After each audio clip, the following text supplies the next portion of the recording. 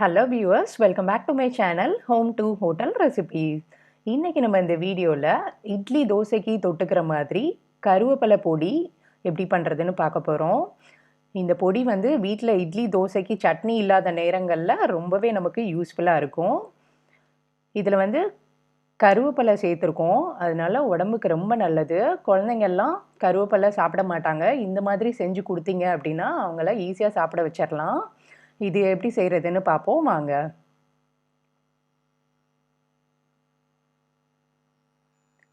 இதில் 2 கைப்பிடி அளவு கருவேப்பிலை எடுத்திருக்கேன். காஞ்ச மிளகா 15 எடுத்திருக்கேன். இது நார்மலான காரம்தான்.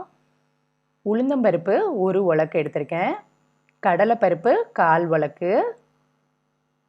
1 டீஸ்பூன் அளவு பெருங்காயத்தூள்.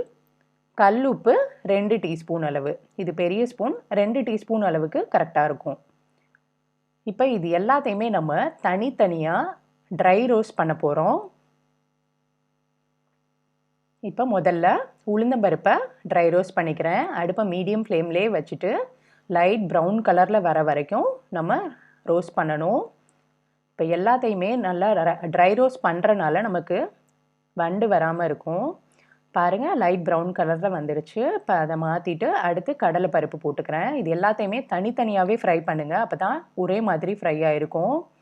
இப்போ கடலைப்பருப்பும் இந்த மாதிரி ஃப்ரை ஆனதுக்கப்புறமா தனியாக எடுத்து வச்சிடுறேன். அடுத்தது கருவேப்பிலை வந்து நல்லா அரைப்படுற அளவுக்கு மொறுன்னு ஃப்ரை ஆகணும்.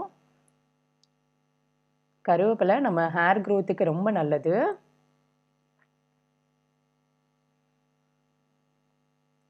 இப்போ கருவேப்பிலையும் இந்த மாதிரி ஃப்ரை ஆயிடுச்சு. அடுத்தது காஞ்ச மிளகாயும் ஃப்ரை பண்ணிக்கிறேன். இப்போ ஃப்ரை ஆயிடுச்சு. அடுத்தது உப்பு எதுக்குடா ஃப்ரை பண்ணணும் நீங்கள் கேட்கலாம். அதில் லைட்டாக ஈரப்பதம் இருக்கலாம். அதுக்காக தான் லைட்டாக ஃப்ரை பண்ணும்போது அந்த ஈரப்பதம் இல்லாமல் இருக்கும், நமக்கு கெடாமல் இருக்கும். கடைசியாக பெருங்காயத்தூள் ஃப்ரை பண்ணும்போது நல்ல ஃப்ளேவர் கொடுக்கும். அடுப்பை வந்து மீடியம் ஆர் லோ ஃப்ளேம்லேயே வச்சுக்கோங்க, கருக விட்டுறக்கூடாது. இப்போ இது எல்லாத்தையுமே தனியாக அந்த மாதிரி பிளேட்டில் நல்லா ஆற வச்சுட்டு மிக்ஸி ஜாரில் கொஞ்சம் கொஞ்சமாக போட்டு அரைச்சிக்க போகிறோம்.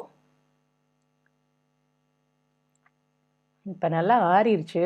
இதை நான் மிக்ஸி ஜாரில் எல்லாமே இருக்க மாதிரி எடுத்து போட்டிருக்கேன். கொஞ்சம் கொஞ்சமாக தான் போட்டு அரைக்க முடியும். என்னோடய மீடியம் சைஸ் ஜாரில் இது வந்து ஒரு 3 தடவை அரைக்கிற மாதிரி வரும். இப்போ நான் அரைச்சிருக்கேன். பாருங்கள், இந்த மாதிரி நல்லா நைஸாக அரைச்சிக்கோங்க. இப்போ நான் வேறு ஒரு பவுலில் மாற்றிட்டேன். திரும்ப போட்டு அரைச்சிக்கிறேன்.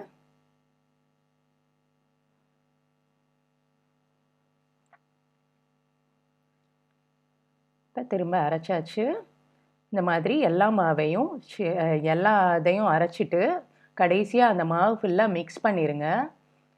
எல்லா மாவும் ஈவனாக இருக்க மாதிரி மிக்ஸ் பண்ணிட்டுட்டு அதை வந்து ஒரு கிளாஸ் ஜாருக்கு மாற்றிடலாம்.